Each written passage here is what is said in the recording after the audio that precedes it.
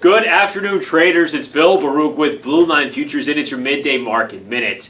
Now, yesterday, President Trump tweeted out that he's going to raise tariffs from 10% to 25% on Chinese goods, or $200 billion worth of Chinese goods. Markets were rattled. Obviously, a great close on Friday. In the long positions, longs were certainly over-positioned, which, where there's a green light to buy equities after that Goldilocks non-farm payroll. And then the shorts, the bears, were under-positioned. Who would have gotten the way on Friday? So what you get is an exacerbated move on the open last night.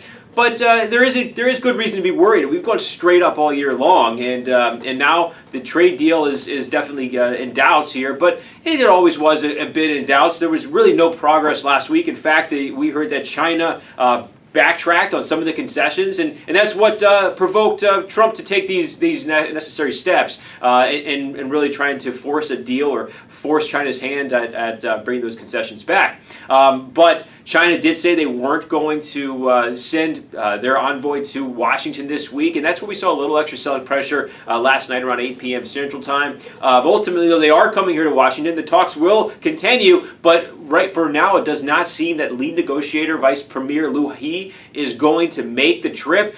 Risk sentiment as the week develops could sway one way or another if he makes that trip. If he comes, that's a good sign. If he doesn't, it's going to be a bad sign. But there's a lot going on this week. We included that in our tradable events this week, finishing off with CPI on Friday. Fed Chair Powell talks the day before on Thursday. So again, it's a big week, a lot going on, but these U.S. and China trade talks are going to be front and center as things develop. Now, the S&P did sell off, like as we said last night, everybody knows, but early volume was decent, but the volume through the session, there was really no interest in selling below those lows and taking it lower. And then the European Open was very confined. It did not move really one way or another on the S&P. In fact, we saw it tick up a bit afterwards. So ultimately, what we're getting here is consolidation higher. A lot of resistance in the S&P, though. From 29.15 all the way up to 29.25. The Russell 2000, the more the U.S.-centric small caps, they are basically have covered Friday's gap almost going unchanged here. But nothing really moves in a straight line. Don't feel like you're missing things. Wait for it to come back in. Pick your spots. We're here. Give us a call. We're here to talk about it and help with any questions or risk management. Now, moving on to crude oil.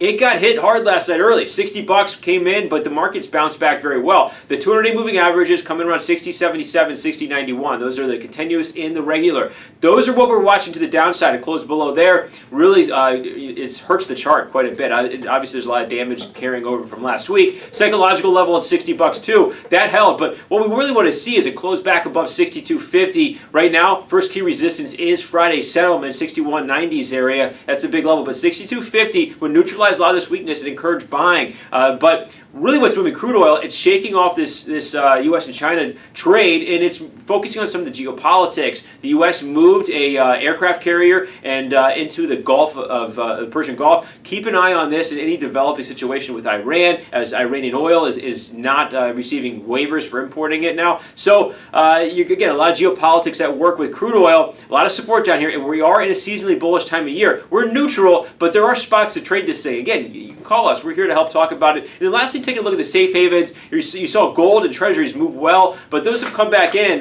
from last night just a bit. They had a great trade on Friday with that wage growth number coming in shy. But again, the tapes coming in, which we're watching most closely, is gold holding that 1280. Major three-star resistance up there at 1291. That was a fail. Could not get up there again. Overall, gold is very constructive in the sense that there's a descending wedge pattern developing on a daily basis. But the lower lows and lower highs are not great to see. We need to close out above 1291. The problem is you don't want to get a washout trade. If we don't see a washout trade, that descending wedge is going to remain intact, which can become a very bullish pattern upon that close above 1291 and then 1300. Give us a call. We're here to help talk about anything on the board, 312-278-0500. You can email us info@bluelinefutures.com. Check our website for updates. You can sign up for a free trial of our research there. But remember, futures trading involves substantial risk of loss and is not suitable for all investors. Thanks a lot.